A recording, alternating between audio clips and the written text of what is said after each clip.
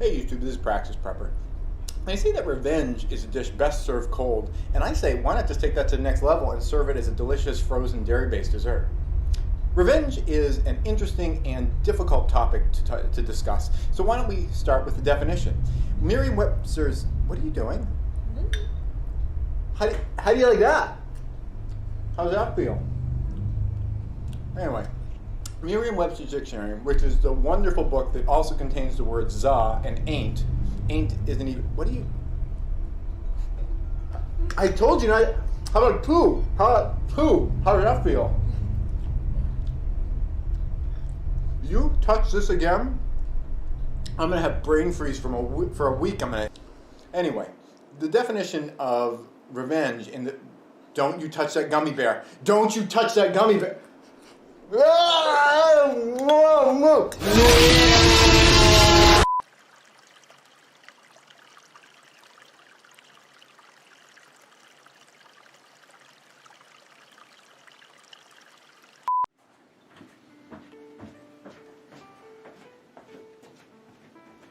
Son? What are you doing here? We need to have a very serious father-to-son discussion about protection. Shut up, Dad. This is serious. Now that you're a man, I know that you and that girlfriend of yours have been going out, what are the kids today calling it? Splitting the wood? No one calls it that Splitting the wood, I anymore, believe. Dad. Well, it's very important. You're a douchebag. You need to listen. It's very important that you protect yourself because I love you. Stop being I love you and you need to gross. protect yourself. So I want to make sure that you know how to use one of these. Oh, Dad, that's gross. Put that back. You need to watch this. I'm going to demonstrate on myself, Dad. so that you have some sense of this is how so to gross. use Dad. this particular...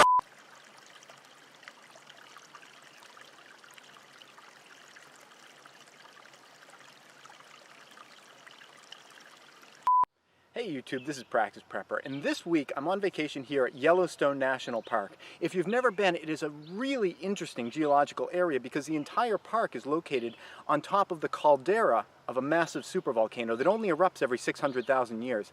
While I'm here,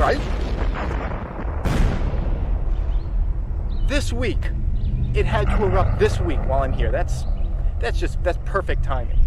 That's great. Well, as soon as that shockwave hits, I'm gonna get fried, so I guess since I'm gonna die anyway, I might as well take this opportunity to get a few things off my chest.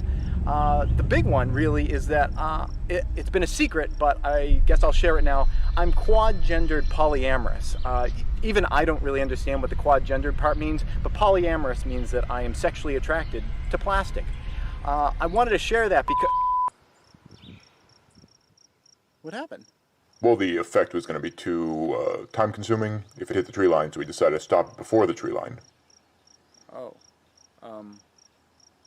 so that means I'm not going to die? Yeah, you're good. What was that sexual peculiarity you were talking about? Well... What was that all about? This is a joke. I was just... A joke, yeah? Just fooling. Mm-hmm. Just fooling around. I'm totally normal. Totally normal.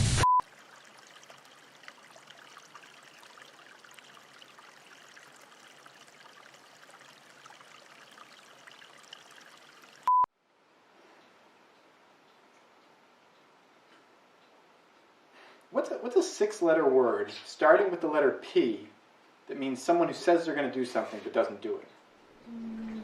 Praxis?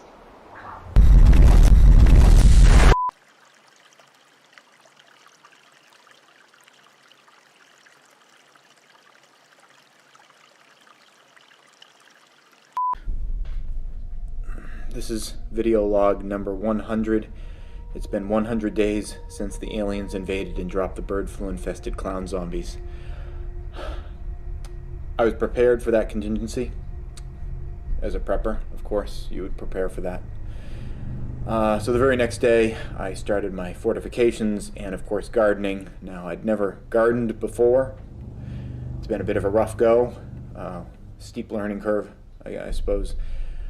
But this morning, I finally started reaping the rewards from that garden. I just harvested 20 pumpkins. This is the largest of the pumpkins. This is smaller than I anticipated. I don't know if this is going to work out.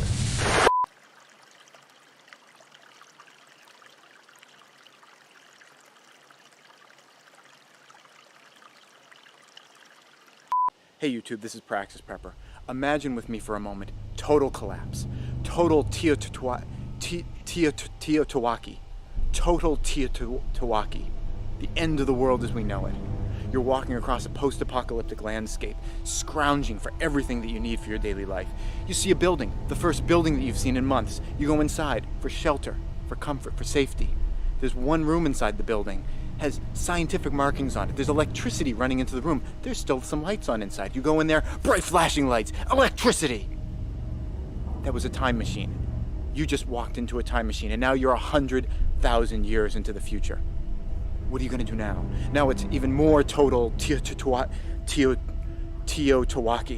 More total Teotihuacan. It's a post-apocalyptic landscape.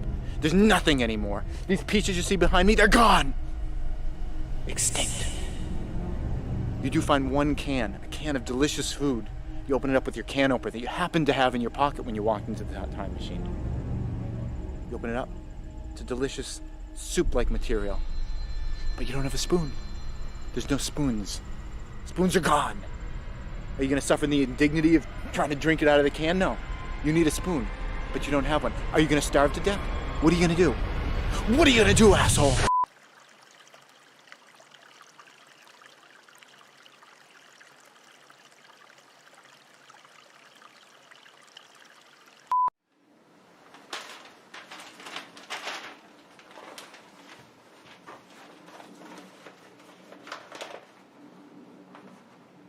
Huh.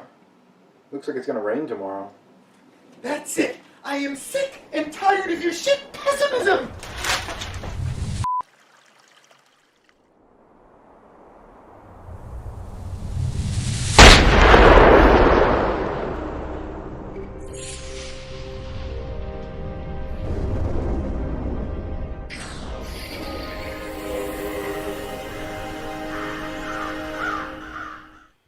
And welcome to the live stream. It's been a while. It's been a month. We used to do live streams twice a month. Now I'm just kind of doing them once a month since we finish up with the Project Homestead series. The building continues, but you know, we've downshifted, not doing as many videos, you know, about it. I think that's probably been delightful to some people that there was a lot of unsubbing from the channel when I was pumping out, you know, a new video about like, yeah, here's how we hammer in a nail here somewhere. But it's nice to be back and doing another live stream. I always enjoy connecting with you guys, and the reason that I do these live streams is because I love the opportunity to break it down so it's not just a unidirectional relationship where I kind of send stuff out and that's all there is to it. Of course, there's always comments for all the videos, but I love the back and forth. Just to give you guys a little bit of background, I know that Common Man is here, and someone that I've not necessarily crossed paths with before, Ellen Fagundes, I'm not sure how to pronounce your name, but Ellen, welcome both of you guys. I think there's another secret person in here too. But if you're popping into this new and you're not really familiar with myself or my channel, I've been doing prepping and preparedness for... I'm not going to do the math in my head, about since 2009, because in 2009 there was a major ice storm here in the New England area, and you know, I lost power for 9.5 days. Prior to that point, I was always interested in things like sustainability and permaculture and, you know, eco-building, and a lot of that stuff really works hand in hand with you know, prepping and emergency preparedness, because the more stuff that you take off the back of society, you know, like reducing your carbon footprint, the less you rely on that society for all that carbon footprint benefits, you know, when things go down. So there's a lot of real crossover between people that are kind of into the eco stuff and people who are into the preparedness stuff, because whenever you're kind of shrinking down and taking more care of more stuff for yourself, usually you are creating less waste and less pollution in the world. And when, you know, the world has little bumps, like COVID, it's less of an issue for people who, you know, are more self-sufficient. So that's where I come from. I've built a couple of houses in the past, you know, one that I was living at for many years, came up with a lot of great ideas. I think they were great ideas while I was living there, and then built this place. And, you know, now we're kind of settling in here and, you know, figuring out whether the ideas were great or not. So I've got a lot of background in kind of moving off grid, getting yourself more sustainable. One thing I am working on myself is gardening. That's not a particularly strong suit that I have, but, you know, that's not a reason to keep on trying. If you are new to prepping and preparedness, you have any questions for someone that's done it for a while and you want to get some kind of an answer that, let's put it this way, and you want to get a straight answer and you'd like to ask someone who's not afraid to say, I just don't know the answer to your question, that's not going to BS you, this is the time to do it. Like I said, I've got a lot of experience in this, but there's a lot of things I don't know about either, and I'll be straight with you either way. Let's see who else has popped in here. Steph is here. I know Steph. I know you. And Dawn O'Neill, who retracted a message. Let's watch the language. Why did we retract a message? I'm just joking around with you. Welcome all. Well, oftentimes during these live streams, I would have some pre-prepared video of like what's been going on around the build and everything. But you know, I've been so busy that I just haven't been shooting a lot of videos of what I've been doing, because mostly what I've been doing has been kind of dull stuff. I was approached recently by, I think it was the History Channel. The History Channel is doing they've been doing all these like prepper things, and I was approached by the people at the History Channel, and I told them, I'm a boring prepper. I'm probably not what you're looking. No, I didn't say probably. I said, I'm not what you're looking for. I'm a boring prepper. I like to do prepping and preparedness because I like to keep my life nice and boring. That's the way I like it. You know, I want my excitement to be things like vacation, not things like, oh my God, X, Y, or Z are going on and it's horrible. So, you know, that's my approach to prepping, is I like to do prepping. So, you know, my life is kind of, every day is run of the mill, and I only get excitement when I want it. Where am I going with this? Oh, so anyway, we were in talks for a while about, they were still very interested. They wanted me for their program. We did lots of stuff, but in the end, I haven't heard from them in a while, and I think it's probably because it's boring. Most of the prepping stuff that you do is boring stuff. When I was talking to them, they were asking me questions about like, well, do you have any interest in, it was a building show, and they were asking like, would you have any interest in like maybe building an electric car? Like gas stations won't open, so you can run your own car off of your solar panels or something like that. And I was like, no, I'm not really working on that. And I think that there were a bunch of things like, well, could we make like some fortified bunkers and things like that, so you can like fight off zombies or savages, when the shit hits the fan. And I was like, well, I'm not really doing that kind of stuff. I'm doing, boring prepper stuff like building wood sheds and, getting solar panels up on this house. So, a lot of the stuff that goes into prepping and preparedness, it's not glossy, it's not sexy, and it's not all that fun. It's fun to have power when the power grid goes down, and it's fun to have dry firewood for your wood stove in the middle of the winter. Those things are fun, but they're oftentimes not really fun to watch.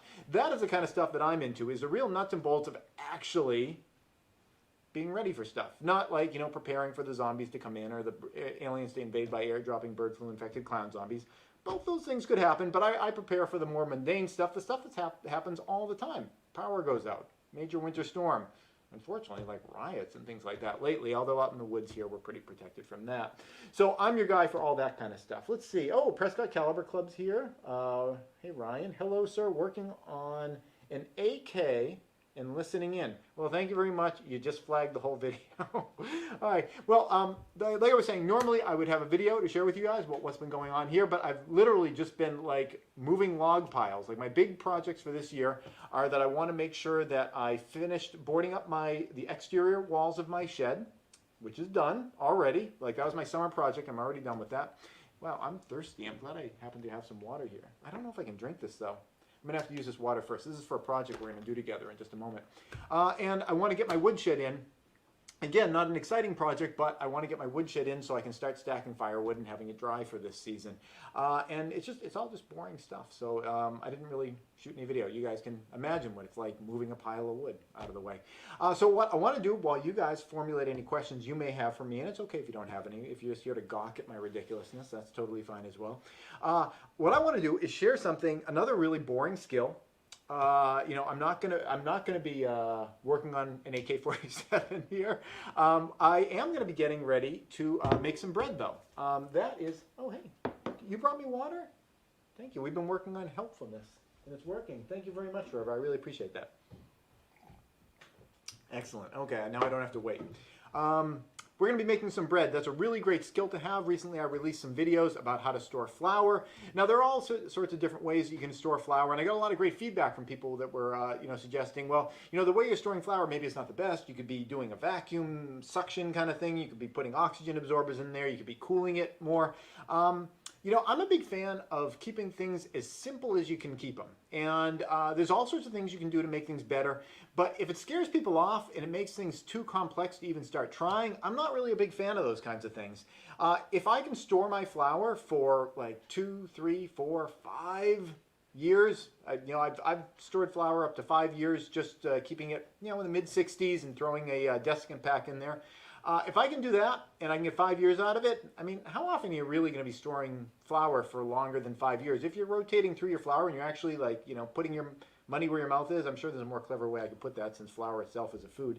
But, if you're actually going through your preps and everything, you don't really have to worry about I want to store this stuff for 30 years because if you're rotating through it, you don't have to worry about that. So I like to keep things simple, and you're going to see that demonstrated right here, right now, in making this bread. Now, there are all sorts of books and videos. You could probably fill a really big library with all the books out there on the perfect way to make bread. I don't know the perfect way to make bread. What I know is a perfect way to make bread, a way to make bread. And I'm just going to show you an example of what I got here so you can decide whether you want to listen to this guy. This is the last loaf of bread that I made. You can see it is squishy. It's got some spring to it. The grain is a little dent. Why am I holding it so close? Probably out of focus, isn't it? My focus field is pretty shallow here. There we go. So you can see there's some bubbles in here. I'll oftentimes get bread that's even a little bit more bubbly than this. You can see up here there's some bubbles that were under the crust. But it's a pretty good bread. It was tasty bread, and it's not like a rock or anything like that. So this is what I'm aiming for. Something like this. Sometimes it's better. What's that? It's a fly or something. Been leaving the doors to the greenhouse open today and the flies came in. So I'm going to be aiming for something like this. Sometimes it's a little denser, sometimes it's a little springier. It's kind of like going to, I'm not sure what you might have in your area, but Salvation Army or Goodwill, like a thrift store. When you go to a thrift store, you never know exactly what you're going to get. Sometimes, or it's like a box of chocolates. Sometimes you get something that's really poofy and you're like, wow, this is such great bread. Sometimes it's a little denser and you're like, well, I'm glad that I have food. And that's fine by me. Things don't always have to be the same all the time. I'm sure in some circumstances you'd want things to be the same all the time. But you guys can fill me in. What's something when you don't want to ever have any variation? Give me something funny for that. But this is what we're going to aim for. I'm going to show you how I achieve that without really stressing over doing it exactly the right way. I got this little thing of mush here. This is my yeast starter. And I'm going to show you how to get one of these going and continue it kind of forever. I've lost a couple of them. If you don't use these once a week, they can go, they smell like turpentine, if they go bad. And I've occasionally got one that had a little mold up in the top of it. But generally speaking, I've been able to keep these pretty well, just kind of keeping them in my fridge and using them once a week. If you keep them out of your fridge, you got to use them more frequently than once a week. I'm smelling it, and it smells kind of like yeast in there. What I did to start this is I put a little flour and a little water in some precise ratios. You do want to get that right. And I put a little yeast, just like yeast from a yeast pack. And I got this thing going, had it in the refrigerator for about a week, and I've been cycling through it. This thing here is a couple of months old. I had to restart one because it went turpentine. Whenever I'm busy, I'm not cooking bread all that often. So Amber's usually here to help me with questions. She's not here tonight, and I just don't want to miss anyone's questions. Okay, no questions. Good. I don't mind questions. I appreciate questions, but and I apologize if I miss any. So what we're going to do, this is what we're going to be using for our yeast. When you're making bread, under many circumstances with many people, they'll kind of mix in all the ingredients, and then they'll take a packet of yeast, from their freezer or fridge or something, and they'll put the packet of yeast in. This is substituting for the packet. You make one of these, you never have to buy a packet again unless it goes gross. I have some yeast in packets. I just keep it in my freezer, so whenever I lose one of these, I pull out one of the packets. So it's kind of like I'm multiplying my packet. If I can take one packet of yeast and make this stuff, and do we get a question? Oh man, I forgot to do my bread video, didn't I? Apparently you did. That's from Ryan at Prescott Caliber Club. So if you take one packet of yeast and you're able to make one of these and you get, I don't know, 20, 30, 40, 50 infinity numbers of loaves of bread out of it. You're just getting that many more uses out of that packet of yeast. And if you keep it frozen, if it ever dies, you can just go into your freezer and get more. It's a great way of kind of just keeping this stuff going. So what I'm going to do is I'm going to scoop this stuff out. Now I'm using a chopstick, not because I want to be like all cool and artsy fartsy like libtardy, but there's a specific reason why I'm using a chopstick and not a spoon, and I'll talk to you about that in a moment.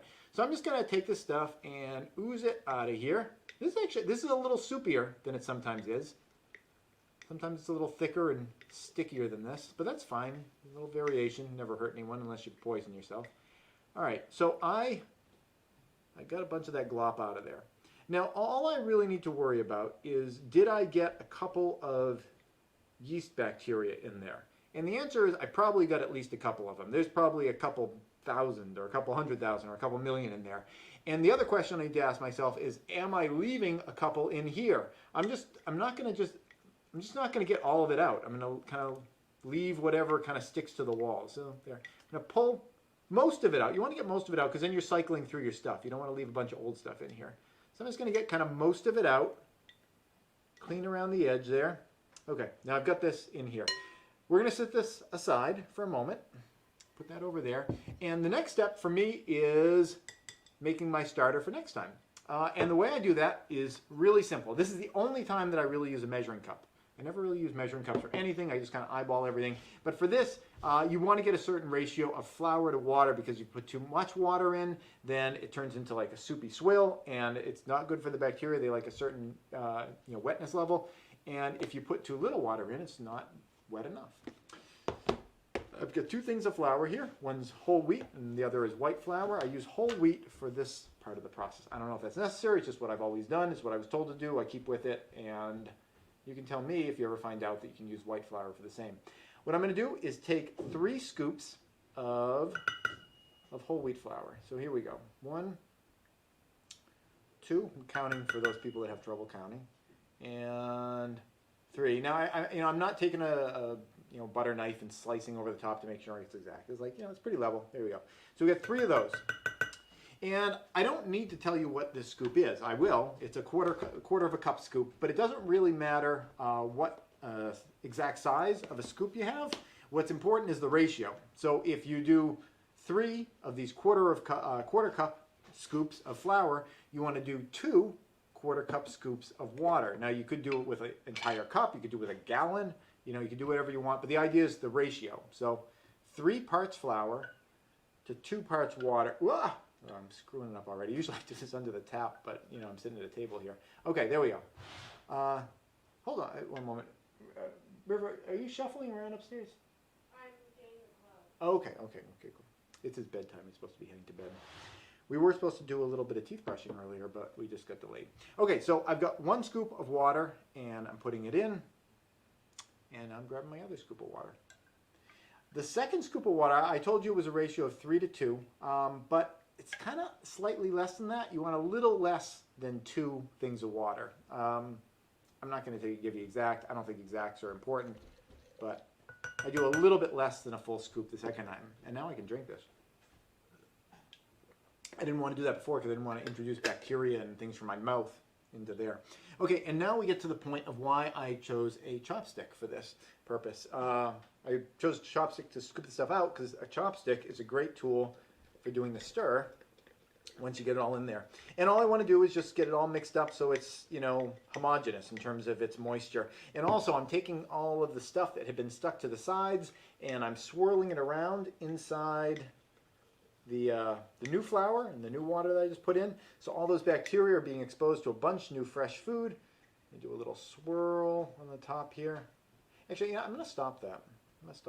I used to take this and kind of clean it off on the edges, but up in the top here is where I started to get mold. So I'm thinking about not swirling anymore, and I'll just put that stuff in there. After this, I'm going to clean off the lid a little bit with my finger and introduce a little bacteria in there, and put a lid on it. Now you can use any kind of a container for this. I happen to be using one of these mason jars, but actually usually I just use one of these Tostitos salsa containers. It doesn't really matter at all what you use, although I would suggest whatever kind of whatever kind of a container you use, you want something that has a wide lid on the top. And the reason for that is you have to take whatever scoop you have and you have to get the stuff into it. And you have a small hole at the top. It's hard to do that. River, that's pretty distracting. Can you not do that? I think you're good, okay? I'm happy you're doing your chore, but it's time to go to bed, all right? Just one last. Okay, just one last thing. Okay. All right. So yeah, whatever container you use, you want to make sure that you have a large mouth at the top. Okay, that's it. This goes back in the fridge. Bye-bye for a week. I'm not going to put it in the fridge because I've got a microphone that I just hit on my chest and I can't walk over there. But that's all there is to it. You know, people that are afraid of like keeping your own yeast starter, that's it. You just saw the whole process. Dump the stuff out, kind of scrape it. 3 parts flour, 2 parts water, give it a stir, done, put it in the fridge. And you're done until next week. You do want to keep using it. Like I said, if it goes more than a week in the fridge, it can actually go bad even being in the fridge. I don't know if you can freeze it. I've never tried. You know, if you guys know about that, maybe you could let me know about that. But it's a very simple process. It's nothing to be terrified of, and it's not a lot of work. You know, I mean, it's slightly more work than just opening up a yeast packet and throwing it in, but I don't have to buy yeast packets anymore. I'm like done for life with yeast packets. Okay, so now I'm going to talk about how I make my bread. And are there any questions? Wow, nobody's curious tonight. I'm open to anything. Although we've only got about 10 minutes left. This is the longest amount of time it's ever taken me to make some bread. But you'll see that it's not that much more time left. I've got, like I said, bread flour, I've got whole wheat flour, and I'm just going to mix them together in a ratio that I have no idea. I don't know. It kind of depends on my mood. If I'm feeling like I want it like fluffy bread, this is a bad idea next to the computer. I can see the dust coming out. Don't do this next to an open laptop. All right, so there's some whole wheat flour. It's like, I'll kind of tilt this bowl for you guys. It's kind of like a mound there. And I'm going to put some white flour on. Now, you don't have to mix them. You could just do all white flour. You could do all whole wheat flour. But the white flour, because it has less fiber in it, it allows the bread to get fluffier. And the wheat flour makes you trick yourself into thinking that you're making health food. Because it's got more fiber. It's kind of like indulgences that the Catholic Church used to sell. It's like, well, as long as you have a little wheat flour in there, it's like, you know, that makes it healthy. So, I mean, bread is a healthy food, I guess. You know, you just don't want to be loading up crazy on carbs and not having any nutrition in your diet. Okay, so I've made a mountain here of various types of flour. At the bottom is the swill from my other stuff. I'm going to put some salt on top. The way I salt these things is, the way that I describe this is looking kind of like a mountain. I make it like a little bit like a snow-capped peak. And for that reason, I usually prefer to put on the whole wheat flour second, because then it's more tan and I can see the salt better. But I'm just going to give it a little dusting over the top. You saw that, you know, you don't want to overdo salt. You know, you overdo salt and it's like, it doesn't make the bread more delicious but less healthy. It makes it less healthy. I got salt dust in my mouth. It makes it less healthy and less delicious if you have too much salt. That's always a shame. And if you're like me, you don't want to waste the food, so you find some way of using it anyway.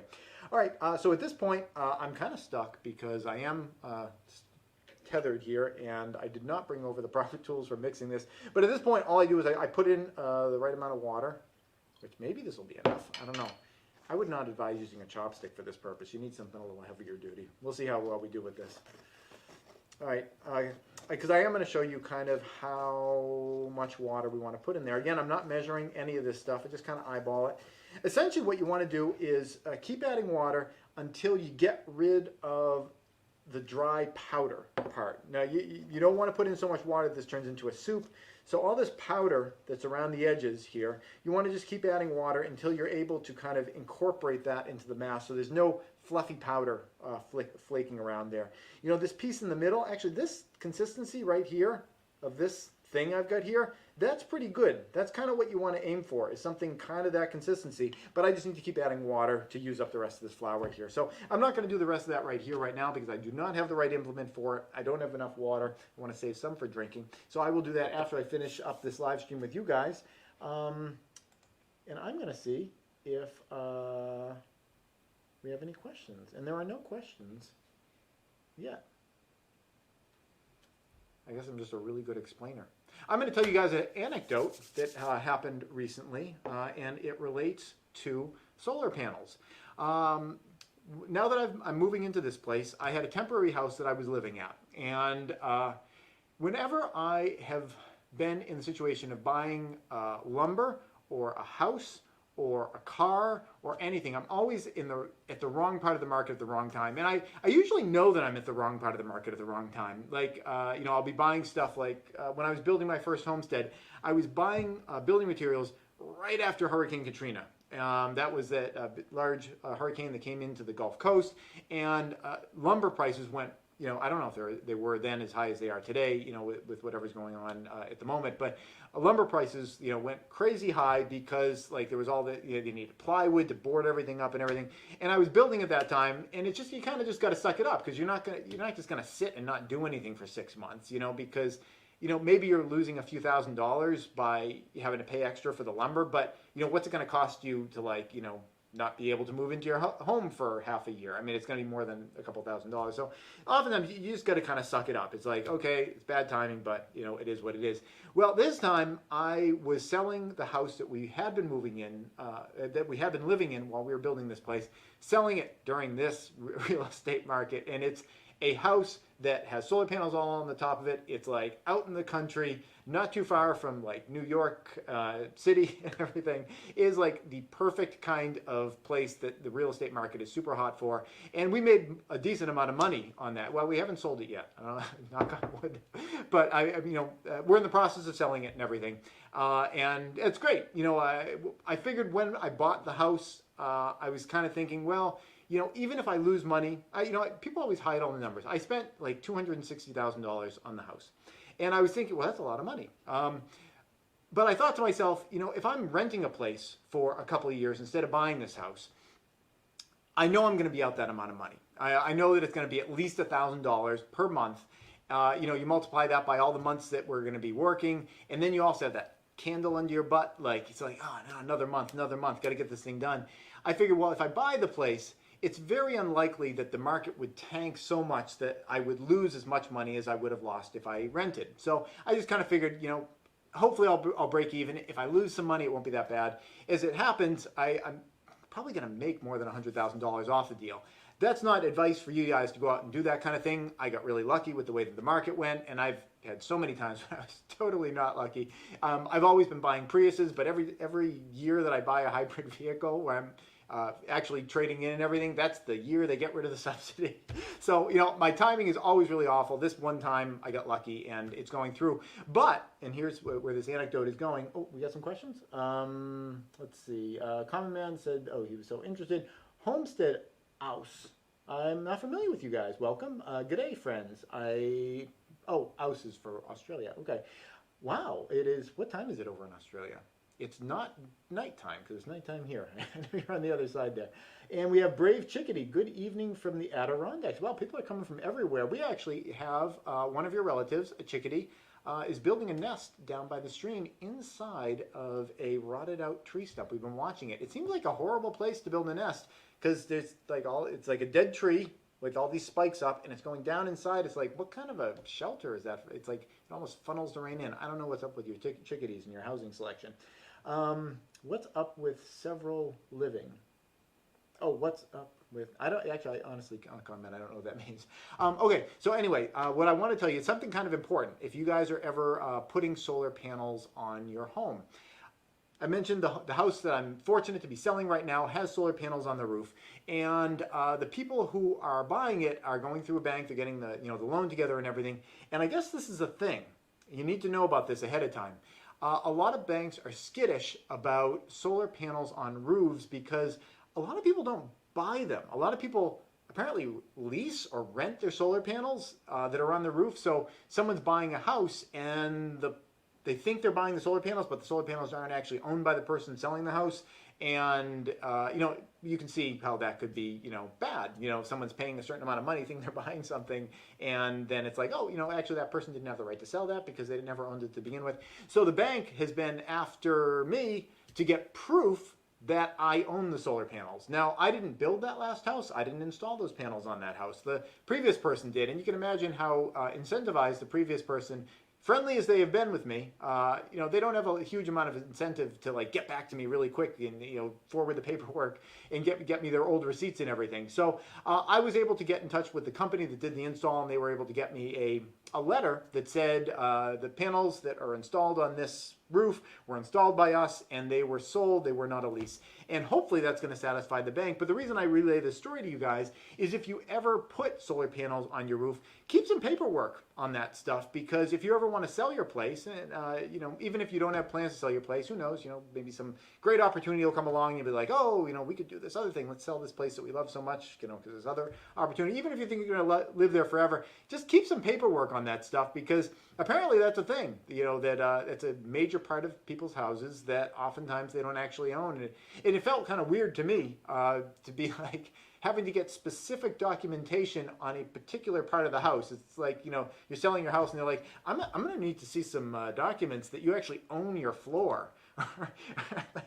It kind of came out of like left field for me. It's like it's part of the house, you know. I own the house, but apparently that's the thing. So if you're installing solar panels on your roof, just keep a receipt. So if you ever want to sell the place, you can prove to people that you actually own the thing. I am going to be installing, like I said, one of the projects for this year. This place, putting solar panels on the roof. I bought the solar panels.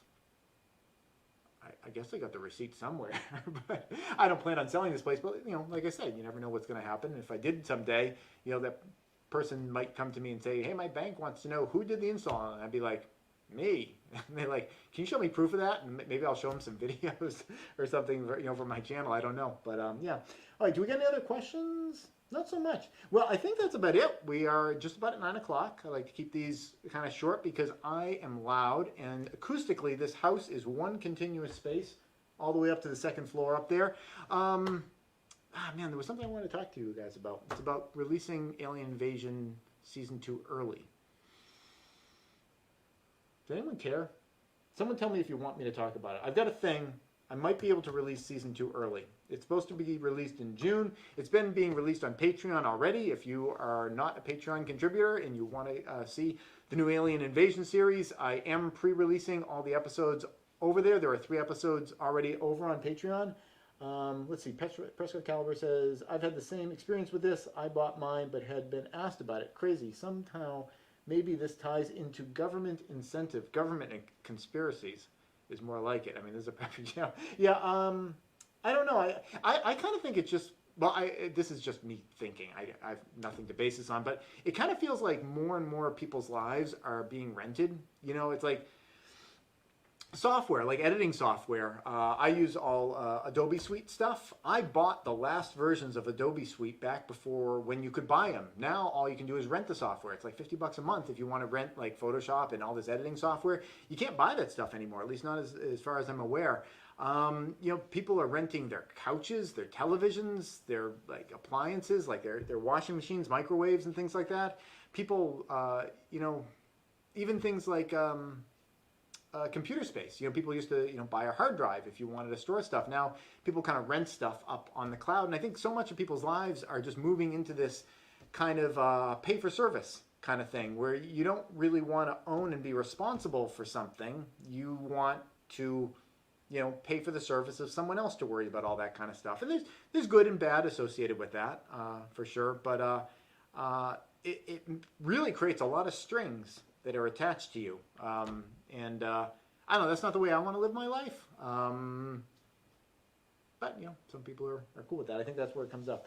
All right, it looks like people are saying, shut up, Praxis. This has been a good live stream. Thumbs up. Okay, I think we're going to call it. I'll be releasing a video later on to explain.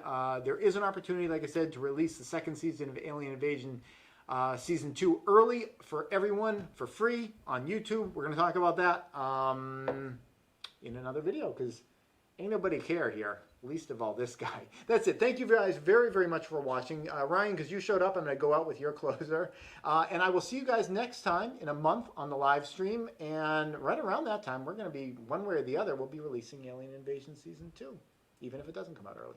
This episode has been brought to you in part by Prescott Caliber Club and Jeske Defense Strategies. Prescott Caliber Club is a federally licensed firearm manufacturer and retail store specializing in firearms, survival gear, and producing great online content. If you want to thank them for supporting this channel, go check them out at PrescottCalClub.com.